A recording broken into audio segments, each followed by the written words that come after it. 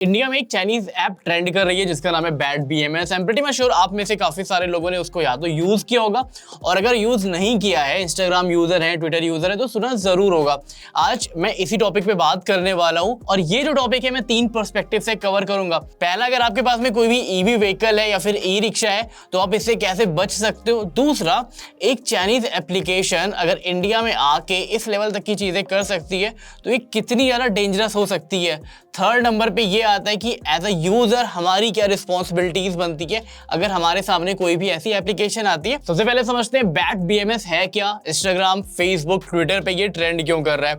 इसको लोग tree controller भी बोल रहे हैं। इंडिया में ज्यादातर e rickshaw drivers traffic rules follow नहीं करते, इस वजह से मोस्टली लोग फ्रस्ट्रेटेड रहते हैं इनसे। अब होता क्या है कि उनको कुछ दिन पहले एक नया टूल मिलता है ई रिक्शा बंद करने का, बट ऑब्वियसली अगर पावर गलत हाथों में चली जाती है तो उसका मिसयूज होना स्वाभाविक है। तो यहाँ पे लोगों ने इस एप्लीकेशन का मिसयूज करना शुरू किया और बैट बीएमएस एप्लीकेशन का यूज करके ई रिक्शा या फिर आप कह सकते हो टिर्री को बंद करने लगे थे। स्टार्टिंग में क्या होता है कि लोगों को मजा आता है, लोग व्यूज के लिए करते हैं, प्रैंक के लिए करते हैं, फन के लिए करते हैं, बट धीमे धीमे ड्राइवर्स एक्चुअली परेशान होने लगते हैं इससे। इमेजिन करो कोई ड्राइवर है, उसने 100-200 रुपए की सवारी बैठाई हुई है और उसका ई रिक्शा वहीं पे बंद हो जाए। And the worst part is, अगर आप ई रिक्शा को दोबारा की इंसर्ट करके ऑन करने की कोशिश करोगे तो वो चीजें ऑन नहीं होती है। इंटरनेट पे कुछ लोगों का ये भी क्लेम था कि चाइनीज स्कूटीज जो आजकल चल रही है 25 से 35 हजार रुपए के बीच में, उसको भी आप इस एप्लीकेशन का यूज करके कंट्रोल कर सकते हैं। हालांकि डे टू डे लाइफ में हमने ऐसा कुछ एक्सपीरियंस नहीं किया, बट ई रिक्शा के साथ में ये चीजें अभी भी हो रही है। The point is, bat BMS application कोई हैकिंग टूल नहीं है। एक चाइनीज कंपनी है शेनजेंग ग्रेनर्जी टेक्नोलॉजी, और ये इसी कंपनी की बनाई हुई लेजिटिमेट बैटरी मॉनिटरिंग टूल है। इसका ओरिजिनल काम होता है ब्लूटूथ इनेबल लिथियम बैटरी को मॉनिटर करना, जैसे सोलर पैनल में, बोट्स में या फिर गोल्फ कार्ट्स में। इस ऐप को ओपन करके आप देख सकते हो बैटरी का चार्जिंग लेवल कितना है, वोल्टेज कितना है, टेम्परेचर कितना है, और सेल बाय सेल हेल्थ कितनी है अभी आज की डेट में। वैसे इतना कुछ होने के बाद भी अनफॉर्चुनेटली ये एप्लीकेशन गूगल प्ले स्टोर पे अभी भी अवेलेबल है, बट मैंने चेक किया था एप्पल स्टोर से इसको हटा दिया गया है। अब क्वेश्चन ये आता है कि ये एप्लीकेशन टूल जब बना किसी और चीज के लिए था तो ये ई रिक्शा को बंद कैसे कर रहा है। इसका जवाब ये है सिक्योरिटी की कमी। 2 टाइप के ई रिक्शे आपको मार्केट में मिलेंगे। पहला, जिसमें ब्लूटूथ इनेबल बैटरी होती है बट उसमें पासवर्ड होता है, डिफॉल्ट पासवर्ड सेट होता है, और दूसरे ई रिक्शे ऐसे होते हैं जिसमें कोई भी डिफॉल्ट पासवर्ड सेट नहीं होता। एग्जाम्पल के लिए जुगाड़ से बनाए गए जो ई रिक्शे होते हैं उसमें ये प्रॉब्लम देखने को मिलती है। एक सीधा सीधा एग्जाम्पल लेके आप ये समझ सकते हो, जब भी हम अपने घर पे वाईफाई लगवाते हैं वहां पे वाईफाई वाला हमको एक डिफॉल्ट पासवर्ड लगा के देता है जिससे हमारा वाईफाई कोई और यूज ना कर पाए, और अगर वो यूज करना चाहता है तो हमारी परमिशन ले, उसके बाद वो वाईफाई का एक्सेस ले सके। बट इमेजिन करो हम अपने घर पे वाईफाई लगवा रहे हैं और उसमें कोई पासवर्ड ही नहीं है, बाय डिफॉल्ट कंपनी ने हमको कोई पासवर्ड ही नहीं प्रोवाइड किया।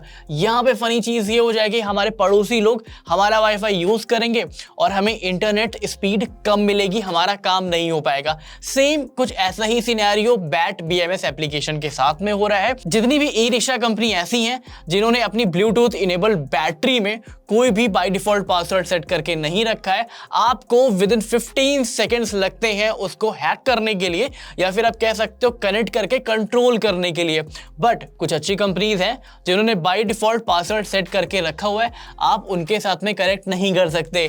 This is the only reason आप सारे ही ई रिक्शे को टर्न ऑफ नहीं कर सकते हो इस एप्लीकेशन का यूज करके। और ब्लूटूथ कनेक्टिविटी की जो डिस्टेंस होती है वो यूजुअली 5 से लेके 15 मीटर्स तक हो सकती है। तो 5 से लेके 15 मीटर के बीच में अगर आपके सामने कोई ई रिक्शा ऐसा है जिसमें पासवर्ड प्रोटेक्शन नहीं है, आप उसको इजीली कंट्रोल कर सकते हो, और यही चीजें होती आ रही है। और एज अ रिजल्ट जो ड्राइवर्स ऐसे हैं जिनको इस चीज की नॉलेज नहीं है वो बहुत ज्यादा परेशान हो रहे हैं। अब बात ये आती है कि अगर आप एक ड्राइवर हो और आप मेरी वीडियो देख रहे हो, आपका ई रिक्शा बंद हो जाता है तो इसको स्टार्ट कैसे करना है। आई नो आप में से बहुत सारे लोगों ने 500 से लेके 1000 रुपए तक खर्च किए हैं, आप अपने ई रिक्शा को ड्रैग करके सर्विस सेंटर्स तक लेकर के गए हो। इतना कुछ करने की जरूरत नहीं है। अगर आपके पास में एक एंड्रॉइड फोन है तो आपको बैट बीएमएस एप्लीकेशन इंस्टॉल करनी है। आप इसी एप्लीकेशन का यूज करके अपने ई रिक्शे को स्टार्ट कर सकते हो या फिर टर्न ऑन कर सकते हो, दोबारा यूज कर सकते हो। In short it's a myth